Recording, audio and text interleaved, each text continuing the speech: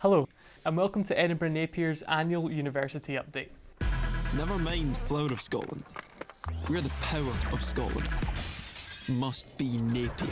Full of grit, guts, graft and gumption. Napier. You've met us already. Here, there. Doing this and that. Not that. Napier. The beating heart of Scotland. Nah, scratch that. The world. Truth be told, there's a bit of Napier in all of us.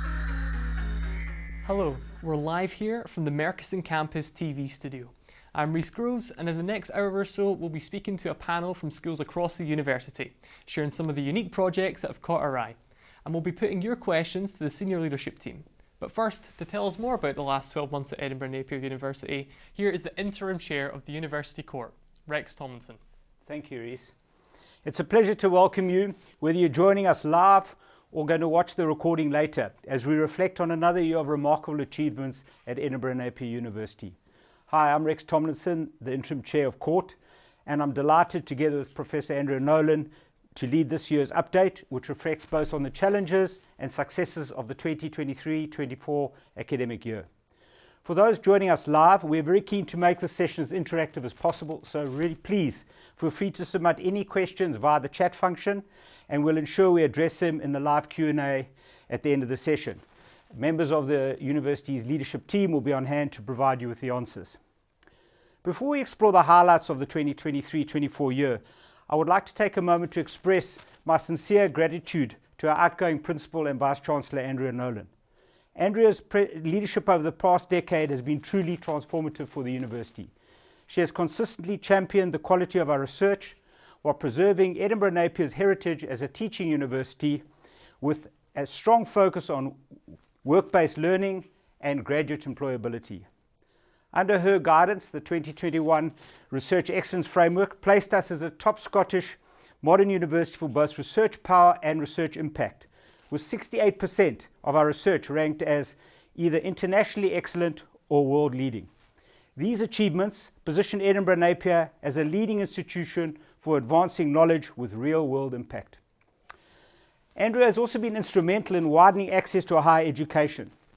One of her most significant legacies is the award-winning Hub for Success, a pioneering Edinburgh and Lothian partnership that over the past 5 years has supported hundreds of care-experienced students into further and higher education. This, along with our own commitment to inclusivity, highlights the university's dedication to creating opportunities for all students regardless of their background.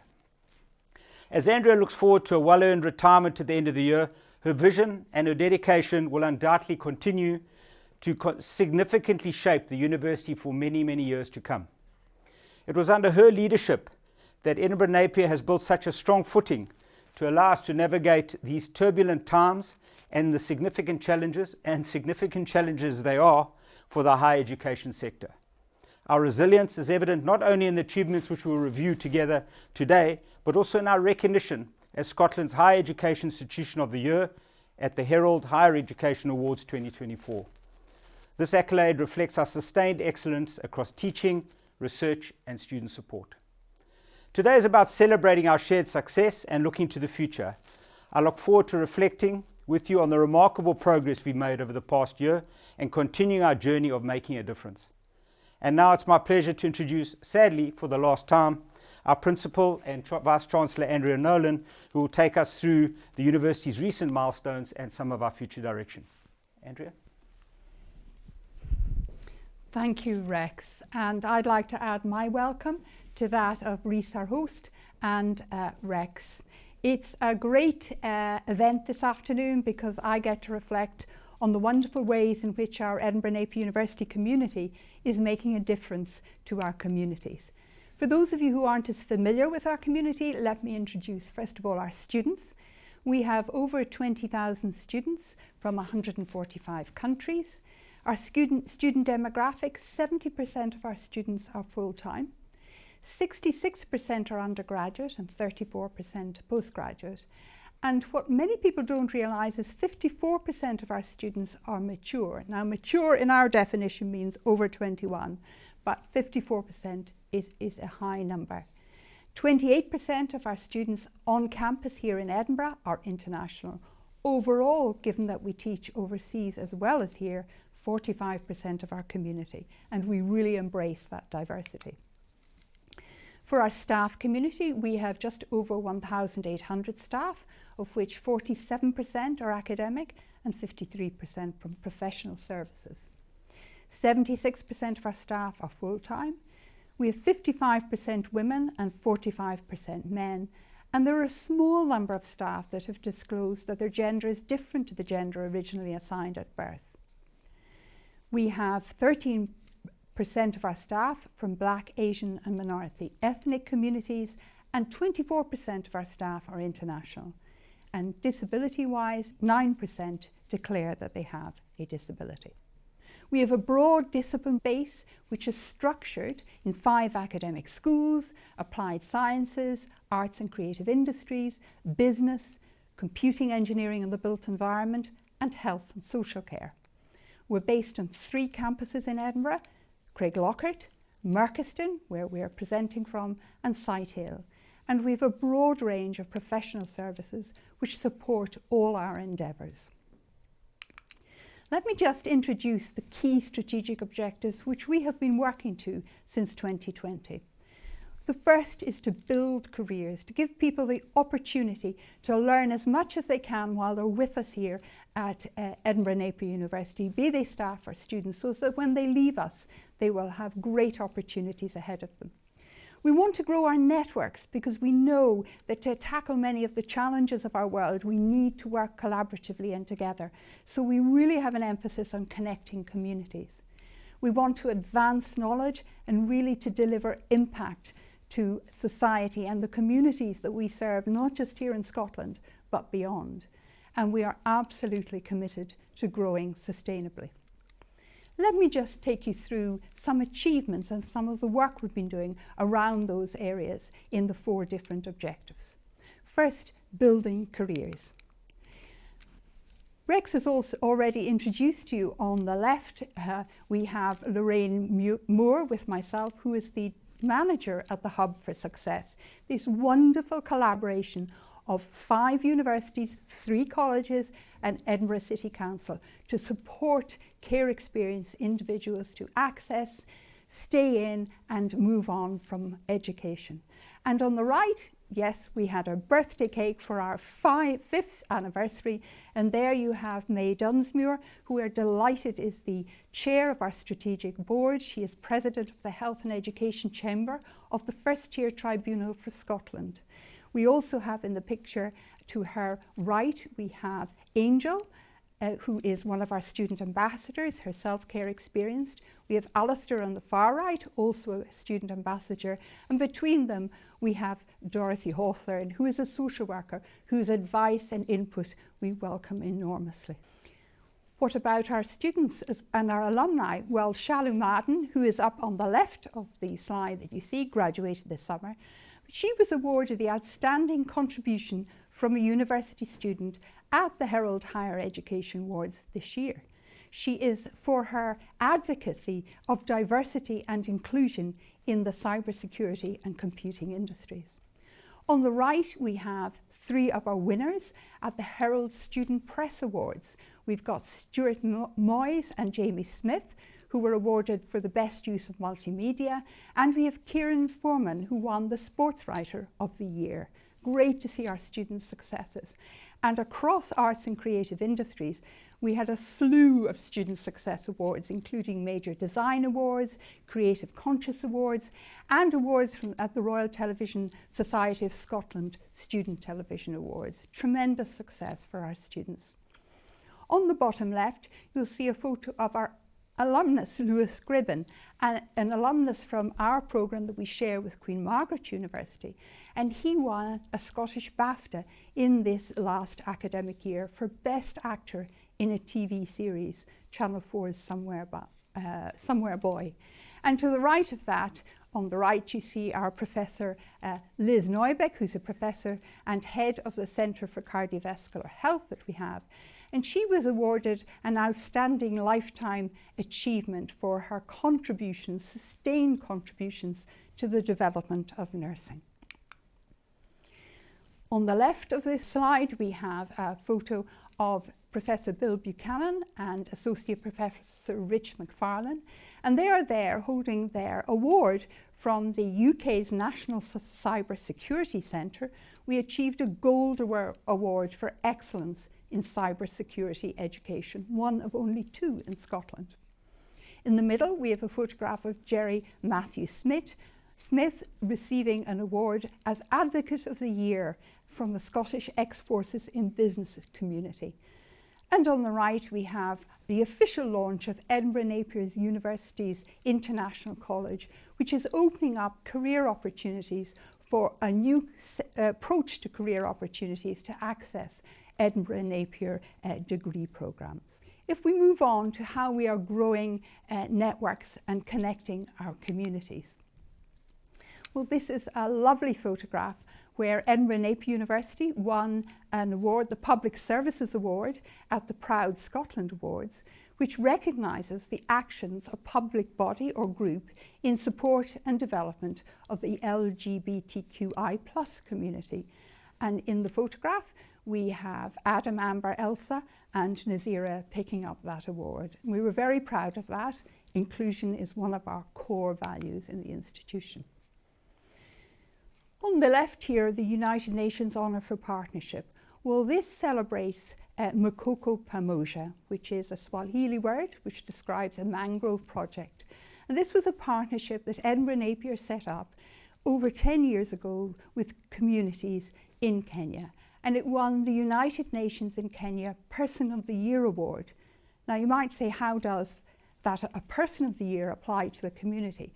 Well, described as a beacon of hope, it was deemed fitting to recognise this partnership as a community effort.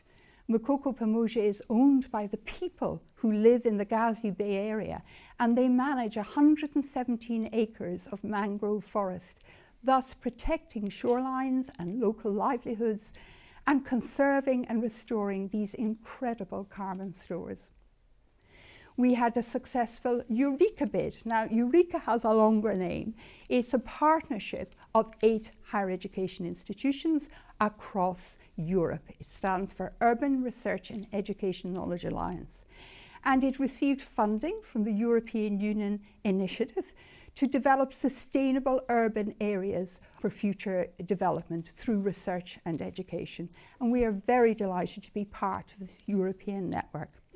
And over on the right, a nice picture of Glentress Forest. Families who were invited to the forest, our work with developing mountain biking in Scotland, decided we'd put on a community event to really generate interest in mountain biking. And so in partnership, we lit up Glen Forest trails with wonderful sound effects to really inspire young people and families about the benefits, health and otherwise, of being outdoors and cycling. What about advancing knowledge to deliver impact?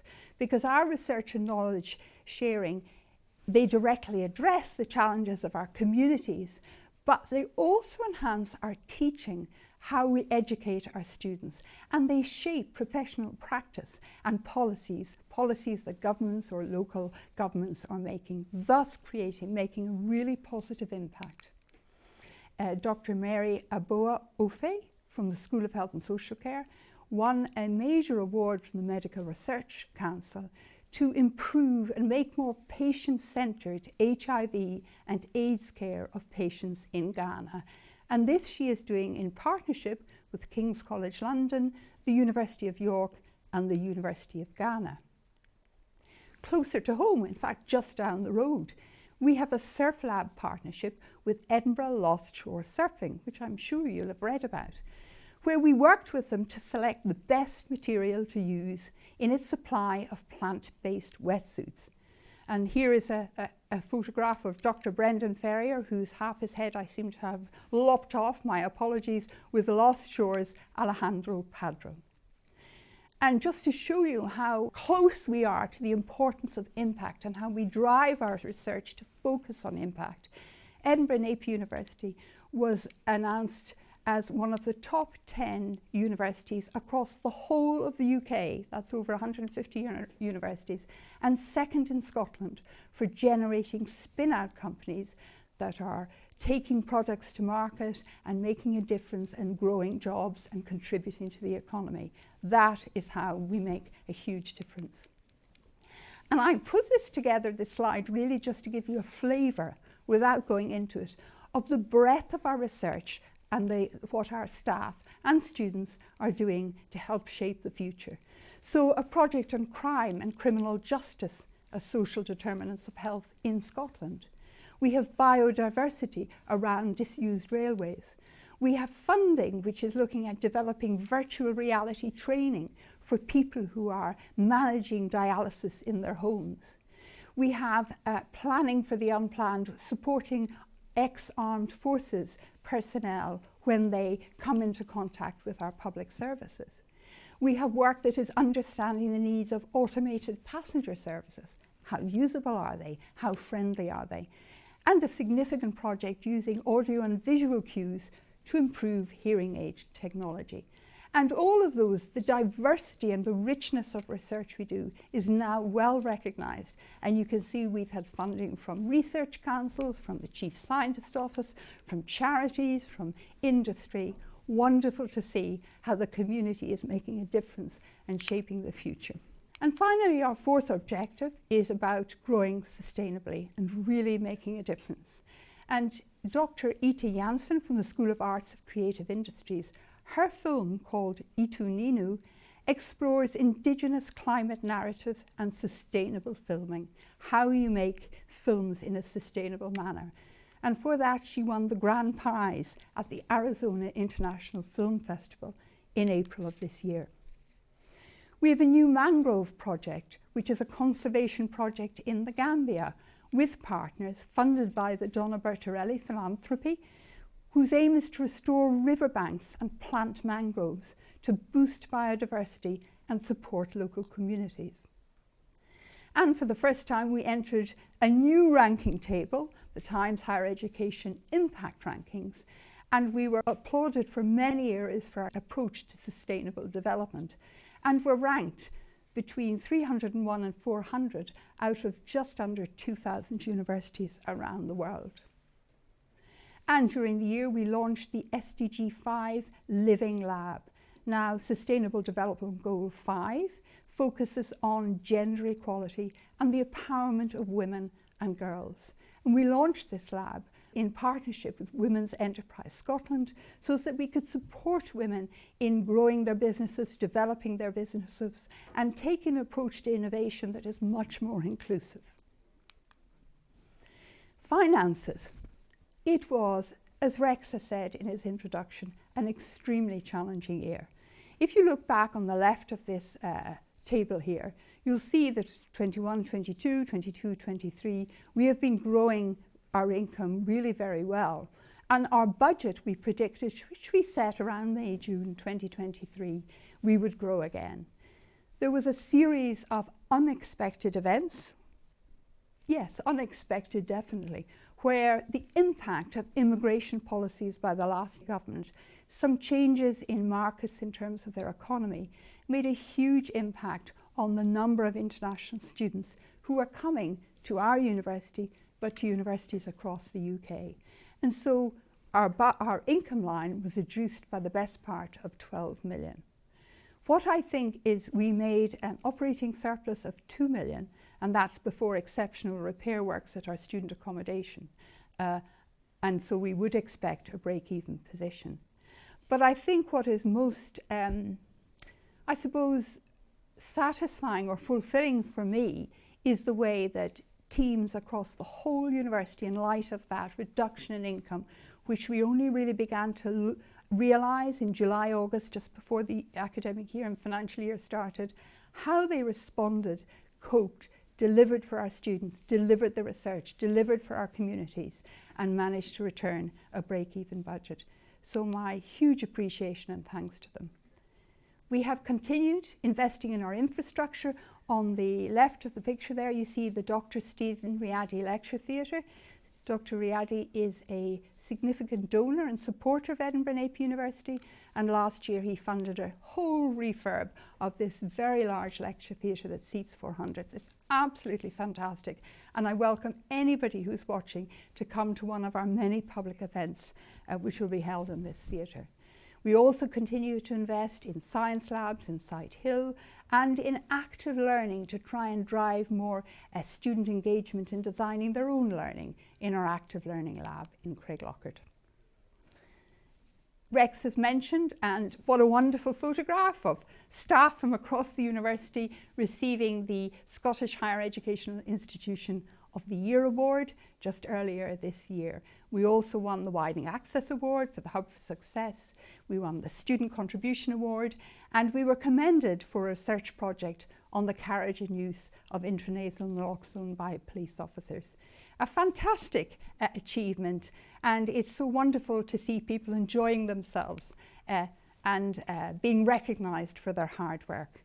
We were also ranked as the top Scottish university and in the top 10k of young universities around the world. They are universities that are under 50 years of age. I couldn't finish this talk without mentioning our fabulous students. In the photograph there, if we go from the right, we have Chica, Ryan and Evans, and they are our current student sabbatical officers. They joined at the beginning of July, so just at the end of the last academic year. And beyond Evans, we have Gio and Opie, who, with Ryan, were sabbatical officers last year. And I can't praise them enough and thank them enough for their partnership working, their support for students, and always wanting to make things better. And of course, best time of the year, graduations. We graduated nearly 6,000 of our students worldwide.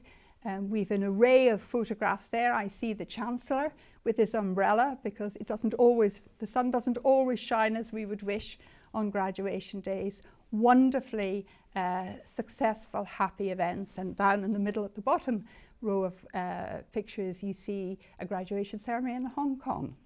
So truly joyous events.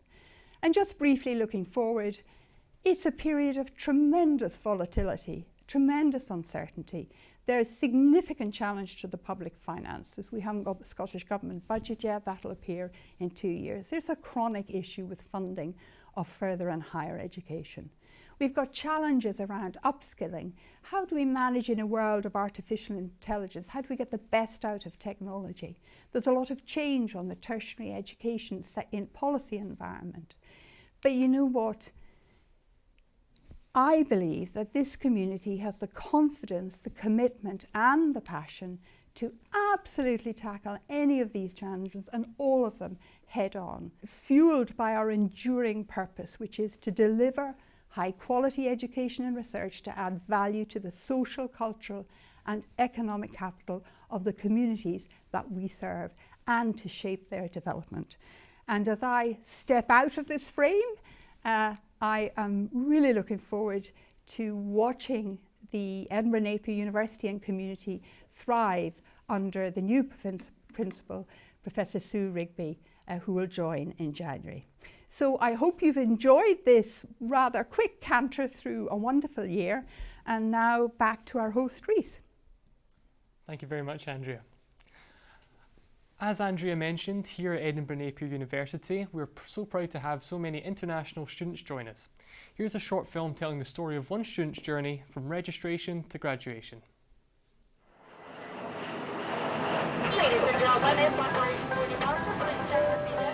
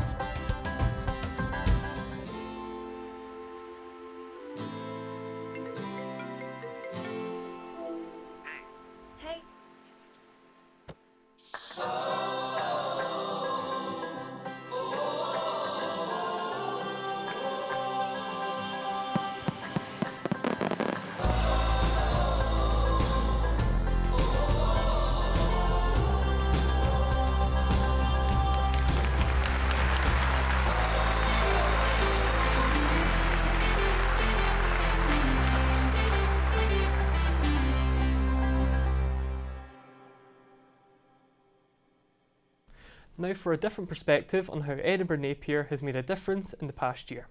We're going to chat with two of our academic staff and our Student Association President. I'd like to warmly welcome Professor Liz Aston, Director of the Scottish Institute for Policing Research and Professor of Criminology in the School of Applied Sciences, Evan Egan, ENSA President for Societies and Community, and Professor Bill Buchanan, Professor of Applied Cryptography in the School of Computing, Engineering and the Built Environment. We'll start with yourself, Bill. Reflecting on your role as a researcher, teacher or alumnus and student association president, what would you consider to be the most significant or exciting achievement at the university in 2023 and 24? I think there's so many advancements that have happened over the year. Certainly being awarded the Academic Centre of Excellence by the NCSE for Cybersecurity Education Gold Award was a significant one, and it's one that very few universities actually have in the UK. I think another major achievement is that we have 2 forthcoming spin-out companies that should spin out in 2025. That builds on the 4 spin-out companies we've had in cybersecurity and really making an impact. And I think our industry engagement has really ramped up over the past year. We have quite a few co-funded PhD studentships with industry and also 3 new KTP projects. And the great thing about those is that those aren't Scottish companies. Those are companies out with Scotland who have came to Edinburgh Napier because they want to be here. And the last thing is that we're just going to announce that we'll be the lead for a Scottish Centre of Excellence in Digital Trust, and which will be funded by Scottish Enterprise and in partnership with FinTech Scotland. And my last little thing is that I was lucky enough to win the Most Innovative Teacher of the Year at the Times Higher Education Awards. Fantastic, very exciting, and congratulations to yourself as well, Bill. Yeah. And Liz? Yeah, so there's been a lot. I suppose for myself, I'd really highlight a project that I've been leading called Interact, which is funded by the Economic and Social Research Council. I've been leading that across 4 universities, and we're just at the final stages of it with dissemination, and we hosted a great conference here in June at Edinburgh Napier, and we've had really great engagement from stakeholders and police with our findings. The project's about increasingly technologically mediated contact between the police and the public, and we hope that our findings will really shape and improve accessibility for the public and improve public confidence in policing. In the wider team that I'm involved in social sciences, there's been some fantastic research outputs. So just as an example, there have been a number of books published by my colleagues. So Francesca Solomon published a book on social harm at the border within the last year. I was lead editor on a book on governing police stops across Europe, which was published. My colleague Kirsten Anderson published a book on the Barlini Special Unit, and my colleague Harshad Keeval has a book coming out next month on whiteness, racial trauma in the university. So there's some achievements. Fantastic. And for yourself, Evans? Yeah, I think it's been a quite experiential moment for me, being a student, now alumnus, and president of the Students Association. Being a student, it's been quite amazing that I moved from being a program rep to becoming a student lead director to establishing a new African society, obviously becoming president of the society, and then graduating into becoming the president of the Students Association, which has been a unique moment for me. Just last week, Friday, I finished my very first highlight of my manifesto, which is establishing a student film festival for the university, which actually received over 200 films submitted from 43 countries. We shortlisted 25 films that screen across the 3 days of the festival, which included masterclass on film as a therapy and also how to get a job in film, which they attracted about 300 students throughout the 3 days of the festival. And as ENSA being the Students Association, the Welcome Week was really amazing. We had over 3,500 students participating in the Welcome Week, which has been like 15% of what we experienced last year. And it's been really incredible. We still have a little more time to do more, so we're looking forward to that. Fantastic. Sounds like there's great progress being made there as well. Yeah. The second question that I'll announce to you all is, what is the biggest difference you hope to make during your time here at Napier? And Bill, I'll start with yourself again. Well, I think I'm privileged to be a researcher and a teacher at the same time. I think that's a unique thing that we have in our role, and that not only do you have the chance to influence impact and a change in society, but you also have the opportunity to influence your students' life and set them up. So for me, it's something as simple as to be able to teach, innovate and research into the subject that I love. I mean, I love my subject. It's cryptography, and I adore that. I also get the opportunity to work in an environment that is constructive, and I live and work in a city that I think is the best city in the world, one of the most educated, cultured cities that you'll find anywhere. So it's a privilege to live and work in this environment. Brilliant, that's fantastic to hear.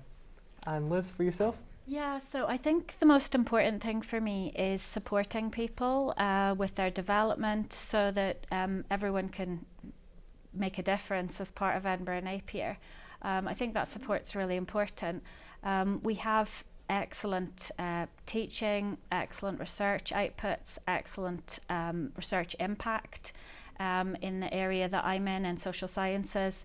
But I do think across Napier we can do a bit more to improve research environment. So I'd really like to see improvements there, because I think how people are supported is so important. Through CYPR, which I direct, we do quite a lot to support PhDs and early career researchers, and we hosted an international summer school for policing scholars in Australia this summer, which was great for supporting people.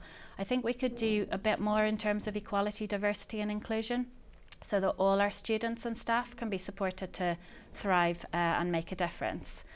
We did have some success with a 3-time alumni student, Larissa Engelman, winning the Rising Star Award for Napier. So I think that's an example of where, when you support people, they also do a lot to support back into the community as well. Absolutely, fantastic. And Evans, for yourself? I think the environment here has been really quite responsive to me as an international student, which has been quite exciting. And I'm looking forward to being able to add more value or amplify some of the things that is already been done. And already we finished the film festival, and I'm looking into another 2 initiatives, which include International Student Support Scheme, which we've already had a conversation around how we're going to just pick it up and just roll out to just make sure that it creates the impact that we're looking forward to. And also, one of the things I'm really quite keen with the sense of community that exists within the university community. And one of the things we're trying to do, in addition to what's already exists, is what we call the Residence Experience Celebration, which is going to be more like unique experiences that we're going to create to celebrate the various residents in the various students living in the various students' accommodation. So it's one of the things that we're looking forward to be doing in the next couple of months. Yeah. Brilliant. And the final question that I'll give to you all: in your view, what sets Napier apart from other institutions? What makes us so unique? And Bill, I'll start with yourself. Yeah, well, I think when it comes to research, we research real problems. So we're not necessarily into blue skies research. We want to make things that make a difference in people's lives. For our teaching, I think our teaching is well matched to the jobs market. So we create graduates who can hit the ground running. But I think, to me, the main thing that academia should bring is to make an impact, to change society, to have support economic growth. In my area, in the REF, in computer science and informatics, all 4 of our impact case studies were graded at 4-star, which is outstanding.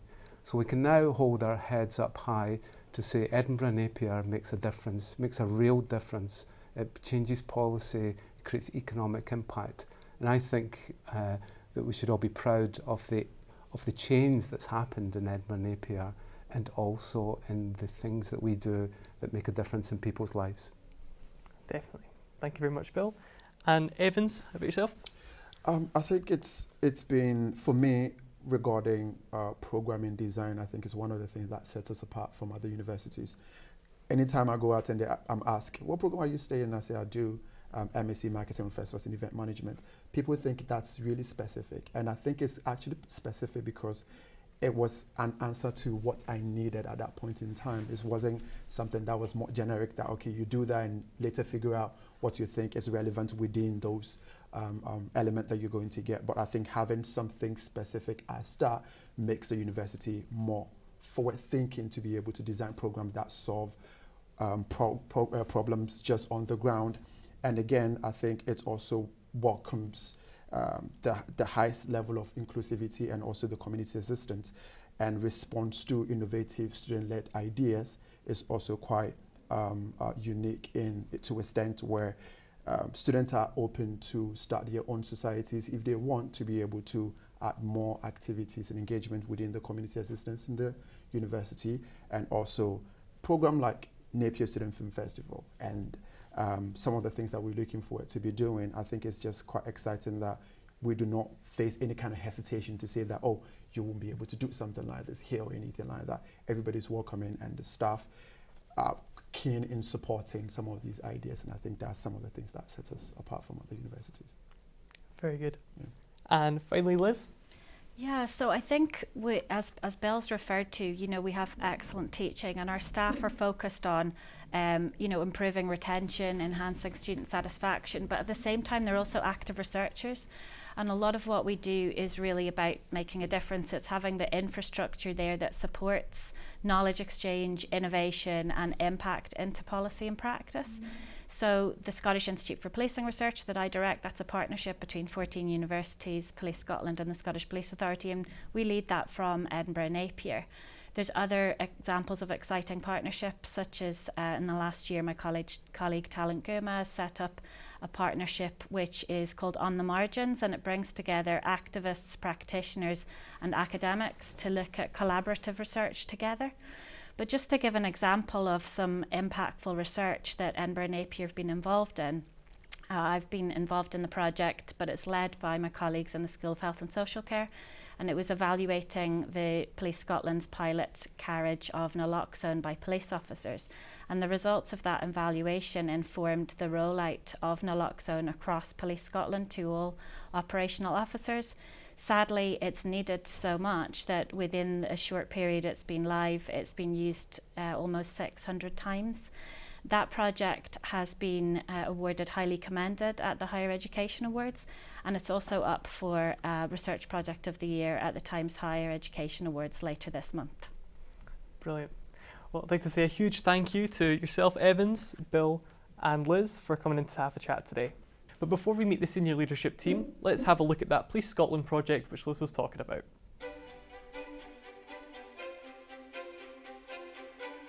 We were approached by the leadership of Police Scotland, who were telling us that they were receiving 3 million calls a year from the general public, of which only 20% were crime related.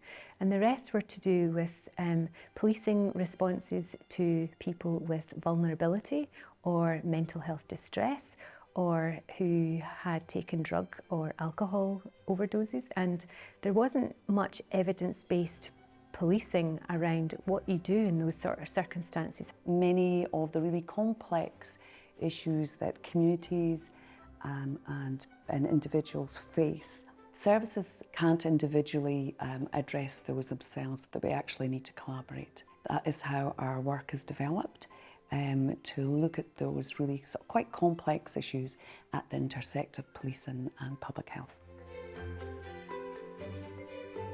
One of the specific projects that we were invited to evaluate by Scottish Government was the police carriage of naloxone. Naloxone is an antidote to reverse drug overdose, specifically caused by opioids.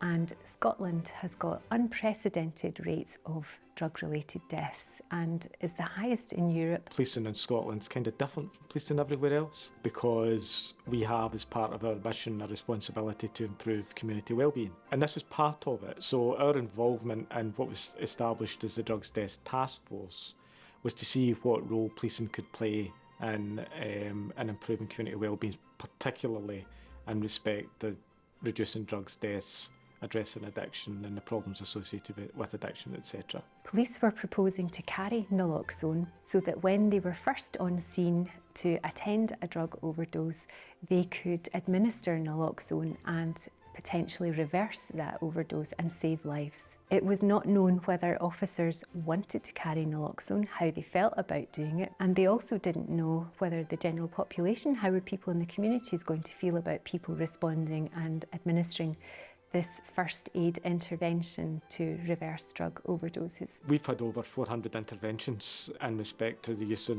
naloxone, and not every occasion would the person have died. Even if it had only been one occasion, and that in itself proves its worth. We would have not achieved that policy change for policing without an independent academic study telling us and showing us the results from a pilot phase and the potential there. Our hopes for policing and public health is that it moves from being an emergent area or field of practice and it becomes normalised instead of thinking of us in total silos. One of our key strategic objectives from the university is to really make an impact on people and communities, bringing together our policing and public health, research, education, practice and policy work really reflects that and allows that to happen. Academia provide us with that strong evidence base. You know, there is strong arguments out there and very traditional views of what policing is in Scotland and the broader UK as being crime fighters, but in actual fact crime it only accounts for about 20% of our demand. The other 80% is various types of vulnerability. And to be convincing in our approach, respect to moving into these other areas, we rely on our partners to help us demonstrate the need for that. I would like to see policing in 5 or 10 years having more of a presence and an influence in this space. The potential of policing is an awful lot greater than just catching criminals. And I'd like to see us tapping into that a lot more in the years ahead. It's now time for you to put some questions to the senior leadership team. With me is Naomi Graham, Vice Principal for International and External Relations. Michael Greenhalgh is the Director of Strategy and Planning. Susan Docks, who is the Dean of the School of Health and Social Care. So I've got a few questions to start with you all. These questions for all of you. I will start off with yourself, Susan, and we'll work our way around. So the first question is, what have been your personal university highlights of the year? Susan? Oh, for me, undoubtedly graduation. We saw many students, hundreds of students from the School of Health and Social Care, as well as obviously all of the other schools, cross the stage very recently. Fantastic to see them, you know, great accomplishment, and particularly for my students who often have started in the middle of the pandemic. That's just them completing their programmes, so well done to them. But yeah, totally a highlight for me. Fantastic. And yourself, Naomi? I think a real highlight for me was the 5th anniversary of the Hub for Success that we celebrated in February. So I think Andrea mentioned the Hub. It's a partnership that we host with the 4 universities in Edinburgh and the colleges to support our care experience students to access university and to stay in university. And it's a fantastic partnership and a really great example of how we work together with other university partners, the college sector and also the City Council. Fantastic. And for yourself, Michael, what have been some of your highlights? Well, thanks, Rhys. One that stands out for me actually is that this year we opened an international college, which is a pathway for students from different parts of the world to come into the university, obviously gain some experience and ultimately a degree programme at Napier. And that opens up opportunities for more people than we would otherwise have had. And it's been a great collaboration across the university, different departments, right throughout. So all that coming together in a short space of time and seeing those students now progress through the college into the university this September has been a real highlight, I think, for all of us. Thank you. Brilliant. And yourself, Andrea? Well, coming last, it's really hard because I would have picked each one of those. I think probably the Harold Higher Institution of the Year. And why I say that is because it's been a tough year financially, and yet, as I think I said earlier, staff have worked together, they continue to deliver and support our students, and I think receiving that award just gave everybody, hey, that feels good that we are doing a great job. So that was a highlight for me. Wonderful. On to the next question. This one's for you, Michael. There are headlines every day about universities in financial turmoil. The latest is increased national insurance. Can the university cope with this? Well, thanks for that, Rhys. I mean, I think putting things into context, obviously there's a very challenging funding landscape in Scotland. I think everyone's aware of the challenges around public funding, and universities are affected by that. it's a fact of life actually that, you know, universities face increasing costs every year. You know, for example, at least half of our staff get a pay increase, and it's a contractual increase as well as anything that's nationally agreed. So we know that and we're aware of that. So we're in the planning process for next year. We're factoring in the increasing costs in national insurance contributions, and it's something that we'll face into. We've not finished that process yet, but at this stage, you know, we'll take that on board, and ultimately we'll come back with, you know, our way to overcome the challenges, because that's something that we are good at as an institution. You know, we're aware of the challenges, and we'll have a plan to deal with that. Very good. Thank you very much, Michael. And we're also, Rhys, just to add to that we're also putting a real focus on diversifying our income. So particularly in terms of our international work. So we have had challenges in terms of international student recruitment, which really stems back to changes in visa and immigration policy back in January, and a ban on international students bringing dependents. But we have been really developing our transnational education portfolio and our global online, which helps in terms of that future sustainability. Very good. So that, of course, the pathway college you just mentioned adds again to that diversity in what we're doing. So these are all the we're aware every year that we face this challenge. Our job really is to make sure we find those different opportunities, not just from learning and teaching perspective, from research and consultancy and CPD. So that's our approach. Thank you. Thank you very much. The next question is for yourself, Susan. The world is changing, jobs are changing. What is the university doing to make sure its teaching remains relevant and that a degree remains value for the money? Oh, really good question, Rhys. There's obviously lots going on across the university, but perhaps if I can give you an example from my own school. So nursing is a real crux at the minute, you know, in terms of we've come out of the pandemic, you know, there's massive challenges within our health services. We have not just a national but a worldwide shortage of nurses as well as other healthcare professionals.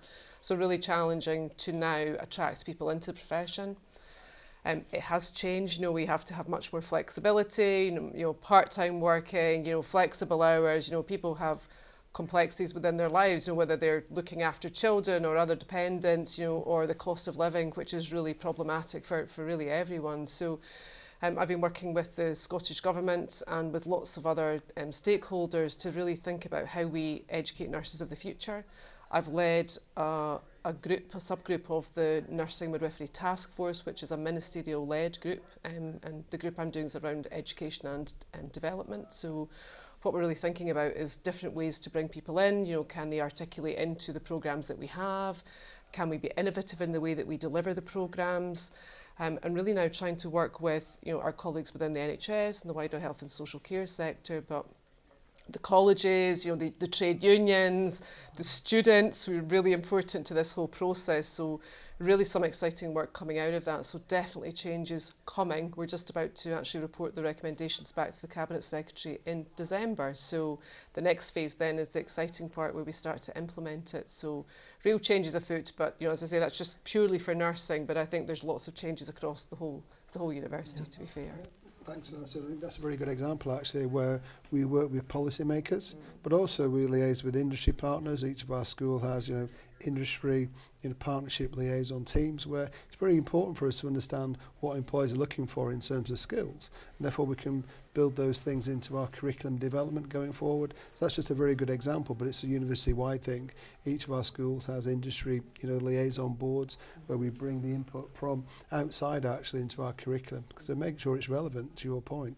Absolutely. Yeah, and graduate apprenticeships, also another really good example of how we've adapted delivery models, you know, to suit employers, and the students studying the graduate apprentice programmes are working and then come and study in the university on day release or every couple of weeks. So it's a more of a flexible model. That's brilliant. That's great to hear, because it almost seems impossible to keep up with how everything's changing so quick, and what's relevant to these different careers and what universities teach. So things to think about, Rhys, is also we have to change the way in which we deliver our teaching. You know, we've got we're trialling some active learning spaces, a different way of teaching, which helps, you know, people learn in a different way and collaborate, because I think one thing that comes across quite strongly from employers is the ability for graduates to work and collaborate. You know, it's different, but and our active learning spaces help students to learning that way. So it's also the flexibility of our what we call pedagogy, the way that we go around teaching is important too. Absolutely, and just to add to that, Reece, if I may, you know, we learned a lot in the pandemic. You know, we had to adapt very quickly because of the situation, but now we shouldn't ignore the good things that actually came from that. You know, the online learning is fantastic now. We have such, you know, innovative and engaging ways to teach online, but that doesn't take away from the face-to-face, you know, experience that students get on campus, you know, that kind of sense of belonging to the university as well as to the group that, of course, they are studying with. So lots of exciting things ahead. Absolutely, it makes all the difference. Totally. Thank you very much. Next question is for yourself, Naomi. It's been widely reported that international student numbers from traditional markets are down across the UK. Is Edinburgh Napier exploring other options? Absolutely. It has been a challenging and volatile year in terms of international student recruitment for the factors that I mentioned earlier, primarily around the change in immigration policy in January 24. So as a result of that, we have seen a dip in international students coming from particular countries, so particularly from West Africa. It's also affected South Asia. However, our approach at Edinburgh Napier for a long time has been to try and diversify our international student recruitment. We now have 6 overseas offices in different countries around the world. The latest was is in Florida, so we have a member of staff based in Miami for the past 2 years. So we're really focused on diversifying, looking at new opportunities, developing new partnerships. The Pathway College at the Edinburgh Napier University International College is a great example of a new partnership which is really focused on growing our undergraduate international recruitment. Very good. Yes. Thank you very much. I mean, yeah, that's another great thing to keep on top of as well, because international students are really important to Napier. Absolutely vital. Yeah. Next question is for yourself, Michael. Student accommodation is a really hot topic in the city. Many feel too much is being built and it's changing communities. What do you feel Edinburgh Napier's role is in this?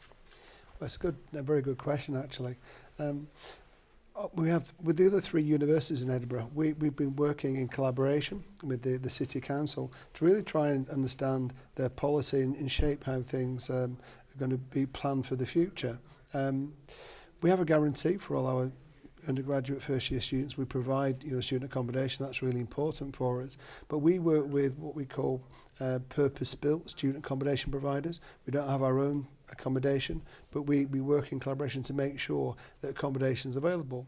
And also now talking to our other university partners, we're coordinating that approach across the city. So hopefully we're making better use of what's available as opposed to trying to develop more. And we know through talking to the council that the planning is difficult and will be more challenging for more student accommodation. The thing to say, of course, is that we also like to make use of the accommodation throughout the year. So during the summer period, our accommodation is available. We have a flexible booking system, and hopefully that again helps the whole challenge around housing and accommodation throughout the year. So we try and do our piece actually, but it's very much a collaborative approach because it's a complex issue. Been lots of changes recently in terms of legislation around tenants and leases, etc. The City Council trying to restrict the accommodation that's used for short-term letting. So it's a complicated picture, but we're working with the universities to try and shape and make sure that we're protecting the need for accommodation for our students. That's really great to hear. I mean, student accommodation is like vital for it could be a deal breaker for whether people can come to this university or not. And like you said, it is a complex issue.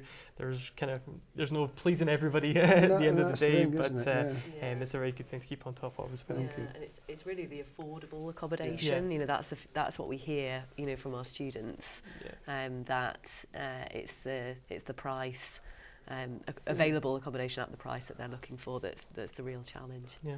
I think from my perspective, the flexibility, our students within the health disciplines work across the whole year. They often have placements over the summer, so for some of them that live further afield, actually having affordable accommodation within Edinburgh is so vital for them to be able to remain on programme. So yeah, we're really delighted it's there. Thank you very much. The next question is for yourself, Susan. Okay. So Susan, you actually went away from Edinburgh Napier and now you are back. What was it that drew you back here? Oh, many things, but probably two main things to be honest. The first is that the school has nursing, all 4 fields of nursing practice, midwifery, as well as our allied health professions and social work. The whole family of health professions is together. And I think that brings huge opportunity to have our students learn with and from each other. It brings a real mixture of staff, which is so exciting to have on the same team. So real opportunity there to make a difference to the population of not just Scotland but further afield. We have transnational education programmes too, which is really exciting that the reach is far and wide. So that was the first thing. Really excited to look at where we're going. I've talked a bit about there's differences needed in terms of the education, but the other part for me is around research, and I think that probably comes back to the legacy that you're leaving, Andrea, really, to be really honest. Research is really important to health. Healthcare changes so fast, so we can either respond to the research and teach the research, or we can do the research and actually make that difference to people's lives. And I'm a cardiac nurse, I'm a heart nurse. We have a Centre for Cardiovascular Health Research, headed up by my colleague, Professor Liz Newbeck. They're doing fantastic things, really setting the bar for kind of healthcare research in that space in Scotland as well as further afield. So really excited to be back to contribute to that. But the research is so vital for us, and it's really valued, I think. And you heard about the naloxone work as well. So there's lots going on with the school. There's just a few things that you've heard about today, but. Yeah, really happy to be back and delighted to join such a good team and a team that's just fantastic, to be really honest. Thank you very much, Susan. And the last question is for yourself, Andrea. 2025 will see a new principal. How does it feel to be stepping down after all of this time? It actually feels a bit strange because I still feel I'm working really hard at the moment, and it'll probably be a little hard to let go, but I've loved every minute of my 11 years here. It's just been truly amazing, and it's such a privilege and so energizing to work in a university where you see the difference you make at graduations. You see those care experience students who have the most horrendous stories to tell, and our staff are making a difference to their lives and will transform their futures. You hear about the lives saved with the naloxone research, and to be part of that and working with talented, curious people is hugely invigorating. So I will miss the people enormously, and the huge buzz and fulfillment and sense of we're making a difference that I get when every day I come into work. So lots to miss. I'll come back sometime and tell you how it truly feels. Right. Thank you very much, Andrea. Now, I will let you go, as I understand that you have a wee bit of prep to do for the end of the show today.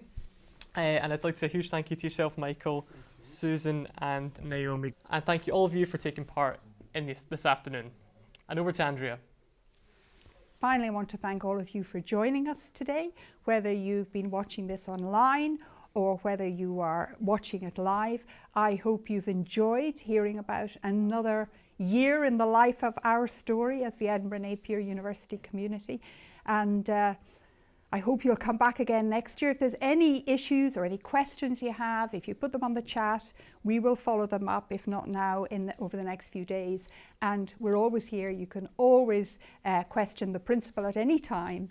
And I am going to be rejoining next year on the other side of the cameras as one of the audience, and I know I'll be hearing more about the wonderful story and achievements and how we make a difference at Edinburgh Napier University. Thank you.